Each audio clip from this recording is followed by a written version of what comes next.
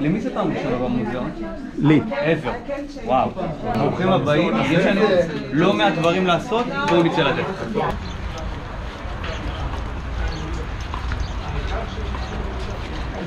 אז חברים, ברוכים הבאים למוזיאון מגדל דוד.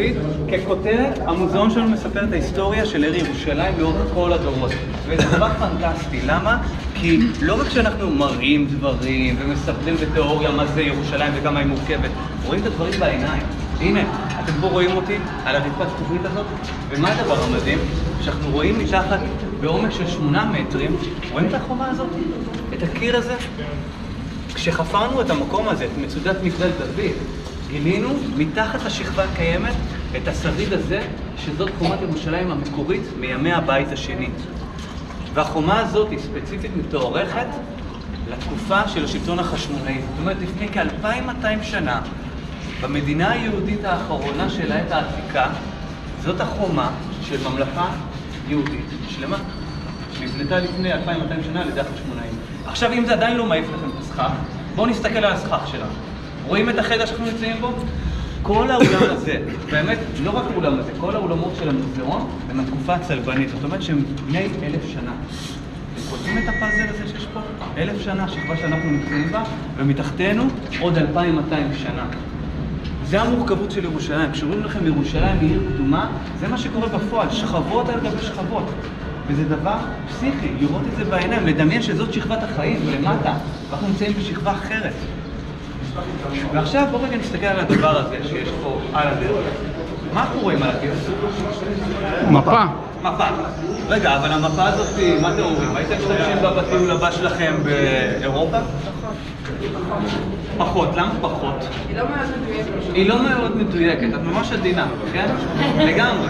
היא נראית יותר כמו ציור, נכון? זאת אומרת, האם נראה לכם המפה הזאת, למרות שהיא יפהפייה ואפשר לחשוב כמה השקעה השקיעו בה, כי יש בה גם כל מיני נקודות ציון, למשל אפשר לראות את רומא, אפשר לראות את דמשק, אפשר לראות את אלכסנדריה שבמצרים, זאת אומרת, יש פה איזה נקודות ציון, אבל שוב, זה לא נועד לניווט. אז מה הרעיון? למה להשקיע במפה ולעשות מפה שהיא לא שימושית בכלל? רוצים להביע את המרכזיות של ירושלים. כי רוצים להביע רעיון, והרעיון, בדיוק כמו שאת אומרת, זה המרכזיות של ירושלים. ומה הדבר האבסורדי בעיניי? יש דבר אבסורדי. הבן אדם שעשה את המפה הזאת הוא גרמני, בשם בולקין, שחי במאה ה-16, ובקורות חיים שלו רשום שהוא בחיים לא הגיע לירושלים. הוא בחיים לא ביקר בה, הוא בחיים לא שעה, הוא אפילו לא ראה אותה מרחוק מנבי סמואל או מהערים מסביב. ועדיין, לאדם נוצרי גרמני מהמאה ה-16, לפני כ-400 שנים, משום מה, חשוב לשים עיר אחת. לא ערים באירופה, לא ערים באפריקה או באסיה, עיר אחת שנמצאת בתווך, ירושלים שלנו. זה דבר מעניין, אנחנו נשאר בסיור הזה למה ירושלים מרכזית.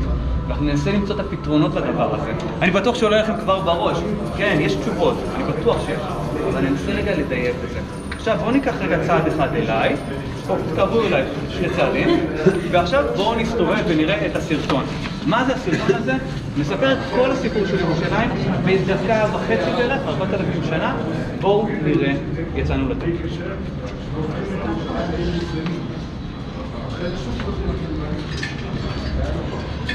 בתחתית של הסרטון, בשום התקופה,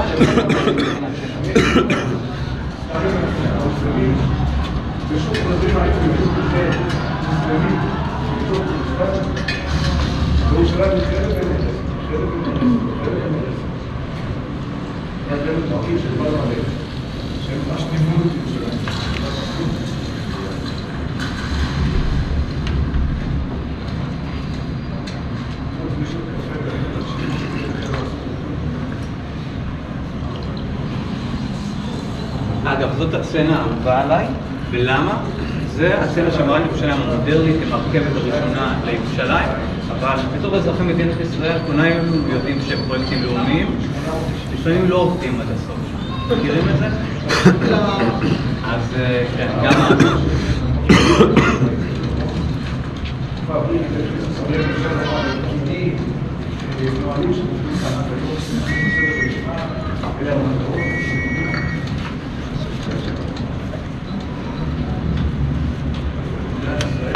וירושלים רבתי, מיליון תושבים, ירושלים הגדולה והמרשימה שלנו, והמנופים זה לא צחוק, כל העיר בתנופה ובפיתוח. אנחנו רגע נמשיך ונראה את הסצנות הראשונות, כי הצטרפנו באמצע של הסרטון.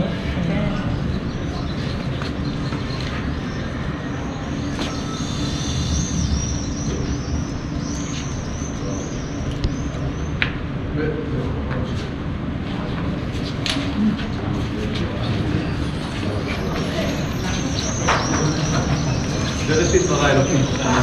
סליחה.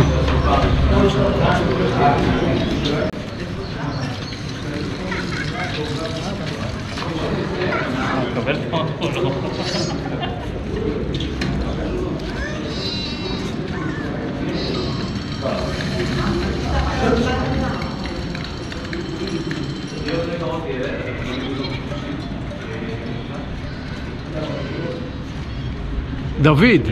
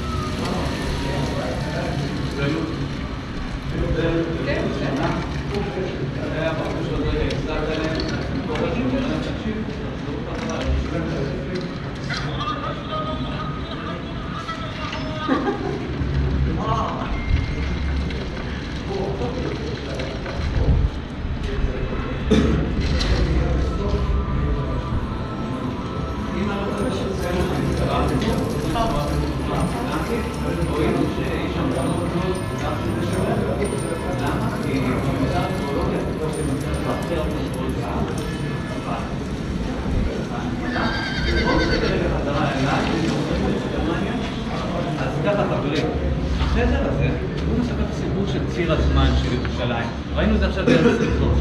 ויש פה עוד הרבה אופנים ודרכים שאפשר ללמוד על ציר הזמן, אבל אין לו זמן את כולם. ואנחנו נעשה את הדבר הבא. אני נותן לכם דקות אחדות לעבור, להסתכל על החדר. מי שרוצה, יש את המסכי מגע, מי שרוצה, יש את השולחנות. השולחנות שמראים ממצאים ארכיאולוגיים שהתגלו בירושלים מתקופות שונות. ומה שקורה, עוד 2-3 דקות אני אפגוש אתכם בממצא הארכיאולוגי האחרון שנמצא בשולחן הבא. אז חברים, למי יש כאן לעבור על דברים ועל ממצאים קודם כל? לנו. מישהו ראה בהתחלה טביעות חותמות צבעוניות, היה שם אדום למשל? אז שם החותמות האלה בהתחלה זה מימי בית ראשון, מלפני 3,000 שנה. ומה שיפה שהטביעות, החותמות שם, הן רשומות בכתב העברי הקדום. מה המצחיק? יש שמות הרי של שרים ואנשים שהיו חשובים בממלכת יהודה שלפני מאות ואלפי שנים, ויצא המקרה שהחותם שאנחנו מצאנו פה במוזיאון, החותמת האדומה התגלתה בחפירות פה, יש עליה שם אחד מסוים. אתם לשמוע את זה שם? נתניהו. איך ידעת? קראתי. לא מאמין לך. יפה, הוא קרא באמת הכותרת. אז נתניהו, ככה אנקדוטה, אבל מנתניהו בואו נעבור רגע לממצא האחרון דווקא. הממצא האחרון הוא לא פחות מאשר מכתב, במקרה הזה אבל העתק אני אציין, העתק של מכתב שדוד בן גוריון כותב ב-1948. איזה יופי. איזה שנה? מה קורה ב-1948? מלחמת השחרור. מלחמת העצמאות, מלחמת השחרור, בוודאי. בן גוריון, קודם כל המפקד העליון, הוא אחראי על הביצוע ועל ההגנה ועל הכישלון או ההצלחה של הישרדות מדינת ישראל. אתגר ענק. אבל איכשהו, באמצע המלחמה הוא כותב את המכתב הזה, ומה? מנקד אותו. שמתם לב שהוא מנוקד? כן, מקסים. בדיוק, כי זה לילד, כי ילד צריך את הניקוד כדי רגע להבין מה הסיפור פה, כן? ומה שקורה, בן גוריון באמצע המלחמה של לתפוס את הדבר הזה, כן? אנחנו על סף או כיליון או הצלחה כבירה, ובן גוריון מקדיש מכתב מנוקד לניר וייץ בן השמונה. ולמה? ניר וייץ במכתב שהוא שולח לבן גוריון, הוא אומר לו, ראש הממשלה, תקשיב, אנחנו במלחמה, בירושלים יש לנו 100,000 אזרחים יהודים שנמצאים תחת מצור, הירדנים חולשים על כל המרחב הזה, האם יש תקווה? אין אוכל, אין מים, האם אנחנו נשרוד את השבועות הקרובים? מה יעלה בגורל ירושלים? מתוך המקום הזה בן גוריון משיב לו ואומר, ניר היקר, אל תדאג, אנחנו נשלח ציוד אספקה, נשלח 300 מסעיות כדי להגיע אל העיר, וירושלים לא תיפול. בעניין הזה בן גוריון הצליח לעמוד בהבטחה, אבל לא לגמרי. כי אוקיי, הצלחנו להציל את 100,000 היהודים של מערב העיר, אבל את הרוב היהודים, את העיר העתיקה, איבדנו. ו-1,600 יהודים שחיו ברובע היהודי גורשו בחודש מאי של 1948. כך או כך, תראו את הדבר המעניין. יש לנו פה ממצא אחד שמראה סיפור בעצם של מאבק על ירושלים. ירושלים היא לא רק מקום פסטורלי של מרכז העולם, של מקום שבא ומאחד, כן? רואים על ירושלים שהיא עיר שבה כל ישראל חברים, כן? זאת אומרת, יש פה איזו שאיפה של אחדות ואיזה שלום והרמוניה. אבל לפעמים זה לא המצב. שאלה, האם זה הממצא היחיד שמספר סיפור של מלחמה או קרבות במרחב הזה? כנראה שלא. בשולחן הראשון מישהו ראה חרב? מצוין, חרב רומאית שמצאנו ברובע היהודי, היא מהמאה השנייה, ואם אנחנו רגע רוצים לשייך אותה לאירוע, בתחילת המאה השנייה יש את המלחמה הגדולה ביותר של העם היהודי נגד הרומאים, המלחמה האחרונה שמביאה בעצם לכיליון כמעט מוחלט של היהודים בארץ ישראל, וזה מרד בר כוכבא. אז זה אירוע אחד, ואירוע אחר פה. בימי הביניים יש הרבה מה שנקרא מלחמות דעת בין הנצרות לבין האסלאם, ופה אתם רואים ממצא שהוא אשכרה רימוני יד קדומים עשויים מחרס. מה היה בתוכם? מה זה רימוני? גופרית. בסדר? גופרית היא בעצם החומר שהיה גורם להתלקחות, להתנפצות, כן? אז מעניין לראות, ירושלים, מרכז, מקום שבו אנחנו רוצים רגע להתחבר אליו ולהיות סביבו מלוכדים ובהרמוניה, אבל גם מקום שבו יש לנו לא מעט קרבות, שיש רצון של הרבה גורמים ואנשים לאחוז בעיר הזאת. שוב נשאל למה? את זה כבר נמצא בחדרים הבאים. בואו נצא. שאלות בכלל, ירושלים, דברים, מוזיאון. אז עכשיו, אנחנו נכנסנו למוזיאון, היינו בחדר, התחלנו לדבר, אוקיי, מה הסיפור של ירושלים? אבל רגע, לפני כל הדבר הזה, מה הסיפור של המקום הזה? תסתכלו. תסתכלו מסביב, אנחנו נמצאים באיזה מקום, מכלול שלם וסגור, הרמטי, עם חומות, עם מגדלים מסביב, ואתם צריכים להבין, גם לכם וגם לי, יש בכלל זכות להיות פה. כי אם הייתי חוזר 50 שנה אחורה בזמן, או אפילו גם טיפה יותר רחוק, 100 שנה, אף אחד מאיתנו, כאזרח, תושב פשוט פה בארץ ישראל, לא היינו יכולים להיכנס לאתר הזה. ולמה? איך קוראים למקום הזה אמרנו? מגדל דוד. מגדל דוד, בוא, שם נוסף, שם נוסף? מצודה. מצודה. זה המקום הכי שמור וסגור ביטחונית. זה אזור צבאי סגור המקום הזה. המצודה היא רק לשומרי העיר ירושלים, לאנשים שמונים על ביטחון המקום הזה. זאת אומרת שאנשים לא יכולים לבוא לפה ולעלות למגדל הכי גבוה פה וליהנות מהתצפית הכי שווה בעיר. אנחנו כן. ולמה הדבר הזה? כי הדברים השתנו. לפני 100 שנה, כשהבריטים משחררים את ארץ ישראל מהטורקים, הם מחליטים להפוך את המקום הזה למוזיאון. אבל, מה שמעניין, 1948, מלחמת העצמאות, מה אמרנו קורה לירושלים? ניצלת או לא ניצלת? ניצלת, אבל מתפצלת. אבל? מתפצלת, חלק בשליטה ישראלית, חלק בשליטה רומית. והחלק שבשליטה לא ישראלית, בשליטה ירדנית, זה העיר העתיקה, או בכלל זה האזור הזה. אז המקום הזה, לא רק שהוא היה אזור צבאי סגור, הוא היה אזור שממנו חיילים ירדנים עומדים בדיוק על החומות האלה, ומבעד לחרכי הירי, יורים וטובחים בממילה, ובאזור של מערב העיר, כן? ורק מלפני 56 שנים, עם שחרור העיר ירושלים, הדבר הזה משתנה. זה דרך אגב, אבא שלי גדל כילד בירושלים, הוא היה מספר לי שהם היו מתפלחים לצד הירדני, יש מלא סיפורים. בטמטום רב. יש סיפורים שזורקים פיתות לאחד לשני, והכדור עף לפה, ויש גם סיפורים שחייל ירדני מג'נון, על פי הכתבות, יורה פתאום לעבר ישראלים. אז כך או כך, זה המצב. ומבחינתי, כשאני מגיע לפה, להבין שיש לנו זכות בכלל להלך במקומות האלה, ושיש לנו גישה, זה לא ברור מאליו. זה הסיפור של מצודת העיר ירושלים. אגב, למה פה יש את המצודה ולא בהר הבית, או ברובע היהודי, או במקומות אחרים שהם מתפסים לנו חשובים? כי זה חלש על דרך, לא? חלקית, לא, מה שנותן פה את היתרון זה הגובה. זה הנקודה הכי גבוהה בעיר העתיקה. ואנחנו נראה את זה בעיניים בתזכיר. בואו עכשיו נתקדם הלאה לחדרים הבאים. אני חוזר לאוזניות כבר. רגע, זה מגדל דוד? זה מה שנקרא מגדל דוד? כן, אבל אנחנו נפתח על זה אחר כך. אוקיי. כן, כי יש גם על זה דיון. אנחנו עולים במדרגות. רגע, תגיד לו שימתין רגע, יש לי אחד מאחורה. כן, כן.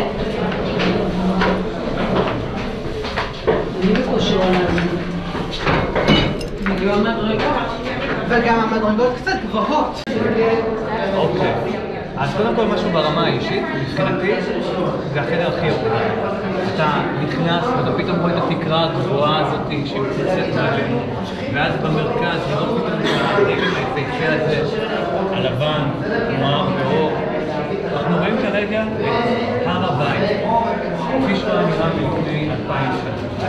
ובמרכז של הר הבית, ברחבה הענקית הזאת, שעליה מאות אלפי יהודים היו מתכנסים 3 פעמים בשנה, יש לנו את בית המקדש בולט וברור, כדי שנבין רגע סדר גודל, כמה בית המקדש היה בניין מפואר, לא מספיק רק שנבוא ונגיד את המשפטים הידועים, כמו מי שלא ראה את בית המקדש לא ראה בניין הימי.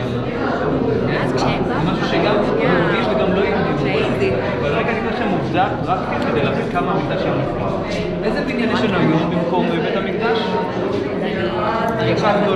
אל-אקצא, מסגד אל-אקצא. כיפת הסלע, היום אנחנו יודעים לקרוא לה כיפת הזהב. בית המקדש, מבחינת הגובה שלו, על פי המקורות שיש לנו, הוא היה גבוה פי 2 מגובה כיפת הסלע. יכולים לדמיין את זה בראש? אתם מכירים שזה מתנשא מעל הכותל כשיורדים מהערב היהודית? תכפיל את הגובה הזה פי 2, זה הפאר והאדם. אבל צריך לזכור שזה השיא, זה הסוף של תקופת ימי הבית השני, התקופה הכי יוקרתית וזוהרת של ירושלים, לפחות עד התקופה המודרנית. ואיך הסיפור הזה מתחיל? באיזה דמות? כי בעצם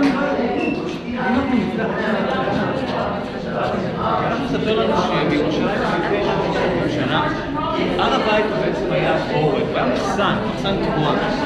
והבן אדם שבא והופך את בית המקדש למקום של תפילה, את הר הבית למקום של עלייה לרגל, הוא מתחיל בבן אדם אחד. איך קוראים לו? דוד. דוד, הנער הקטן שראינו אותו בסרטון, שמנסה את גוליית, הוא הבן אדם שמשנה את פני העיר הזאת לשני דברים. אחד, הוא כובש אותה לידי היבוסים, הוא הופך אותה לעיר הבירה, למקום שבו המלך שם. הדבר הבא שהוא רוצה לעשות זה להקים בית מקדש, אבל הוא לא יכול. אוסרים עליו. הוא לא יכול מכיוון שהוא מלך שנלחם בקרב ויש לו דם על הידיים. ובן אדם כזה, גם עם הגדולה של דוד המלך, הוא לא בן אדם הנכון להקים את בית המקדש מפני של שלום, מפני של אחווה, מפני של מחבר. אחדות דמים לא יכול להיכנס למתחם הזה. אבל הוא עושה משהו אחד. הוא לוקח את הדבר החשוב ביותר לעם היהודי, את ארון הברית. שבתוכו יש לנו את לוחות הברית, את המוסר היהודי, הכללים שעליהם התרבות שלנו, והאמת כל התרבות המערבית, אל תרצח, אל תנאף, כבד את אביך ואמך, וכן הלאה. והוא עושה את זה שקיף, כהתחלה. כי ארון הברית, בסופו של דבר, היעד הסופי שלו יהיה בירושלים, בתוך קודש הקודשים של בית המקדש. שמי יבנה אותו כבר? בנו שלמה. בנו שלמה המלך. מילה 2 על הסרטון, כן? וגם בהקשר רגע שאנחנו נתחבר גם לוח השנה עכשיו, פשוט. יצא המקרה, השבוע הזה יש לנו לדוגמה את החג עיד אל אדחא, כן? שהוא חג קורבן, שהזכרנו את העניין הזה בגלל שהרי פה יש את הסיפור של עקדת יצחק בירושלים, עקדת ישמעאל זה סיפור שהוא שייך למכה, אבל זה אחד מהדברים שבעצם מעודדים לאמץ את הר הבית כמקום שבו אפשר לאמץ ולהפוך אותו לעלייה לרגל מוסלמית. וכל הדברים האלה שאנחנו מדברים, גם בהקשר יהודי, שקדושת ירושלים כמובן, עד היום היא בירת ישראל, גם בהקשר נוצרי, אמרנו, 2 מיליארד בני אדם מאמינים שזה המקום הכי קדוש עלי אדמות, יותר מרומא, יותר מהאפיפיור, יותר מהכל. וגם מבחינת האסלאם, ירושלים היא מקום שלישי, זה אומנם לא ראשון, זה אומנם לא שני, אבל הדבר הזה מעצב והופך את ירושלים למשהו. וראייה לכך שהדברים האלה זה לא רק, אתם יודעים, היסטוריה, זה לא רק דברים שלומדים בבגרות, כן? בחצי שנה האחרונה, זה כבר יותר מחצי שנה, הבאתי את הספירה, כן? שאנחנו במלחמה. לצעד השני, מאוד ברור איך קוראים למלחמה הזאת. מלחמה שפתח בהתקפה של 7/10, קרא למבצע מבול אל-אקצא. ברור מה המטרה ומה היעד הסופי. בירושלים, וזה הדבר המדהים, לראות איך הקדושה והדבר הזה משפיע על המציאות לא רק של אבות אבותינו ואנשים שחיו פה לפני מאות שנים, עלינו, כאן, על עם ישראל החי וקיים שנמצא כרגע. וזו נקודה מאוד מאוד מעניינת, שאנחנו ככה נועצים אותה, נוגעים בה. החדר הבא כבר מספר את הסיפור הארכיאולוגי של המצודה. בואו רגע נראה ונתוודא טיפה יותר לסיפור של המקום הזה. אוקיי, אז אנחנו הולכים בחדר הזה רגע לענות על שאלה אחת מאוד מאוד ברורה. וגיל העלה את העניין של, אביתר, הצריח הזה, כן, המגדל הזה שראינו בחוץ, זה מגדל דוד, נכון? אז התשובה היא, כן, בוודאי, זה מגדל דוד. אבל למה בכלל צריח בין 400 שנה, כן, כי הצריח הזה נבנה לפני 400 שנה על ידי העות'מאנים, והוא בכלל חלק מן המסגד. זוכרים שהראיתי לכם את המחרב בחדר הקודם? החדר הקודם היה מסגד, והצריח שנמצא פה, שנקרא מגדל דוד, הוא הצריח של המסגד, של המצודה. למה? כי היו פה חיילים מוסלמים מאות שנים. וכחיילים הם צריכים לאכול ולישון, וכחיילים מוסלמים הם צריכים גם להתפלל 5 פעמים ביום. אז צריך שיהיה בתפילה במקום הזה, במצודה של ירושלים. אז עכשיו פה השאלה, שוב, למה זה מגדל דוד? אז פה אנחנו צריכים להיכנס לעומק של הארכיאולוגיה של ירושלים. אחד הדברים שכבר הזכרתי לכם, בחדר הראשון, זוכרים את הרצפת זכוכית? איזה חומה הייתה שם? מי בנה אותה? לא. בית שני, נכון? וציינתי ממש מי המשפחה שבנתה את החומה. חשמונאים.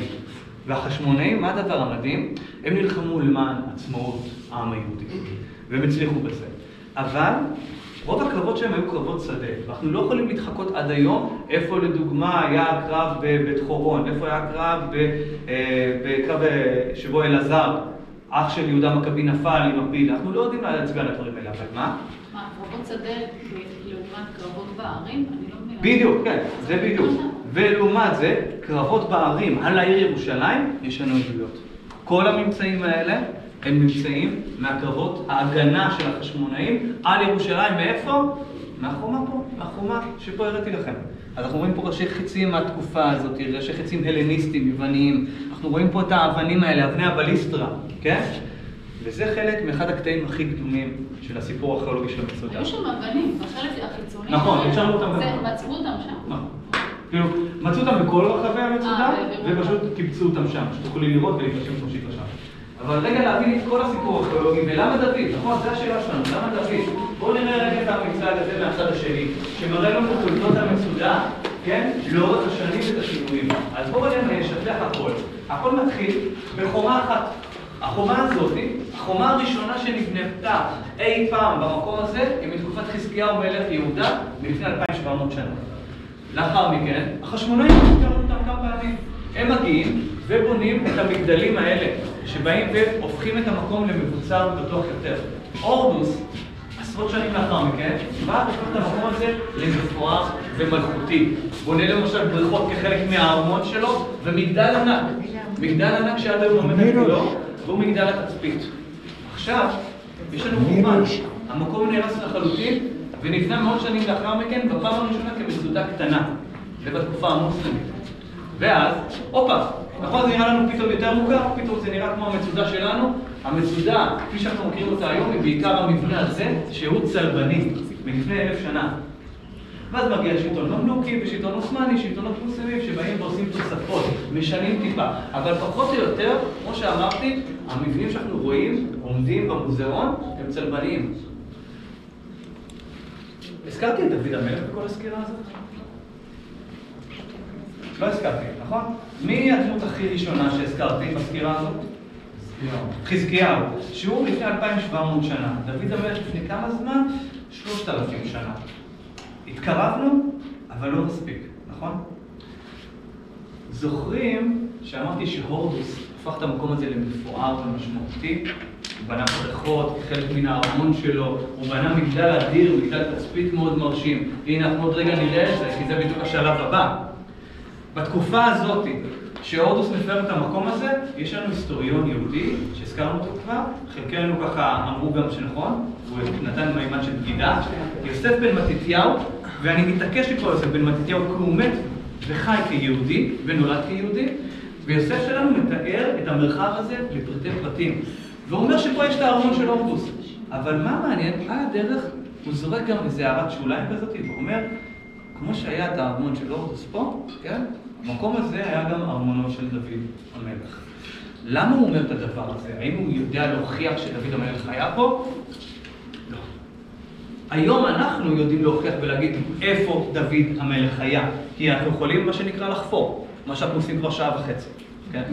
אבל לא, לחפור מתחת לאדמה ולגלות את ירושלים. ואנחנו יודעים לבוא ולהגיד שדרומית להר הבית, ליד שער האשפות, שם העיר דוד. את זה הוא לא ידע לעשות. מה הוא כן ידע לעשות? להסתכל מבעד לעיניים שלו.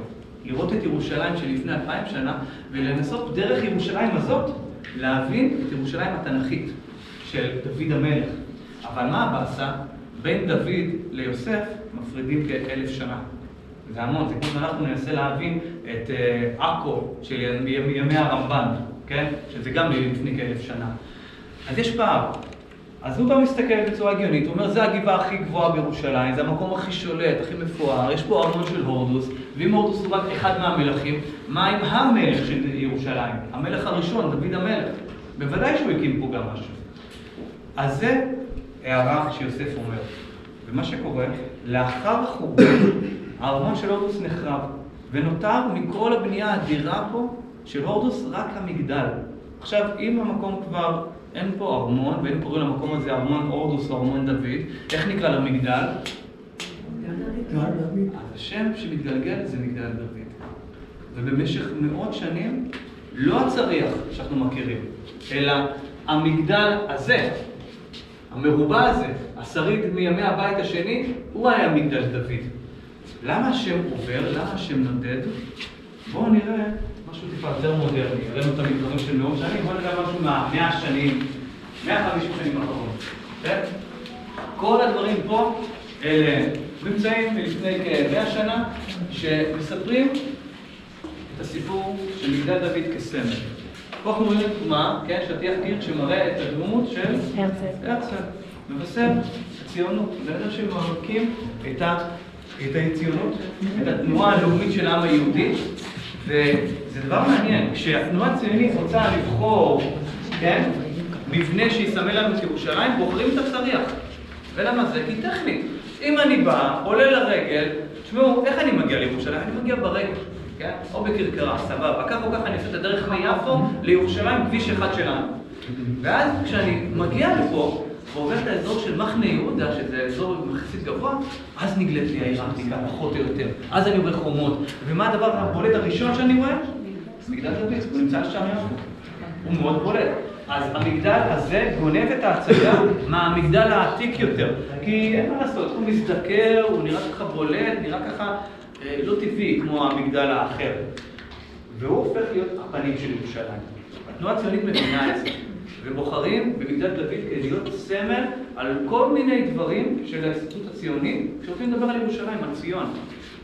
אבל האם אין לנו סמל יהודי יותר משמעותי בירושלים? אין איזה אתר יותר יהודי מהמגדל הזה? הכותל. אבל הכותל בעיה. נמוך. לא, אז מי נמוך? כותל נקרא כותל מערבי. אתם מכירים את השם הנוסף של הכותל? שם שהוא מאוד פופולרי באנגלית למשל. אז באנגלית, בשפות לועזיות, הוא נקרא כותל הדמעות. The Wailing Wall. ככה בכל השפות הלועזיות. אני צריך תמיד להסביר לתיירים נוצריים, כן? שאנחנו קוראים לזה גם כותל מערבי, כי זה החלק המערבי של הר הבית. אבל זה כותל הדמעות. יהודים מגיעים ובוכים את נשמתם.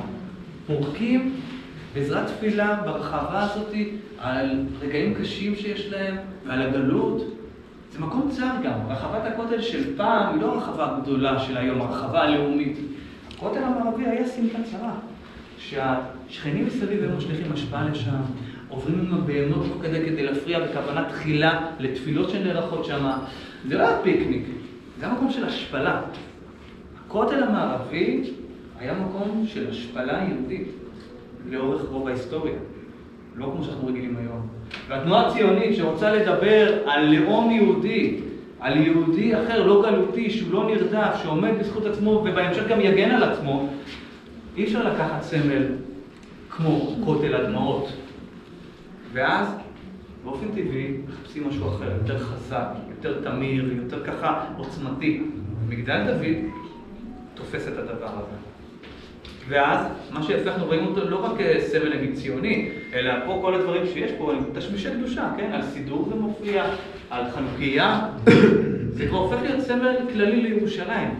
וגם הדבר הזה ממשיך הלאה, לדוגמה פה יש לנו מלא דברים לאחר 67, יש לנו בקבוקי וודקה בצורה של מגדל דוד, יש לנו משחק מונופול על ירושלים ומגדל דוד מופיע בצד, כן?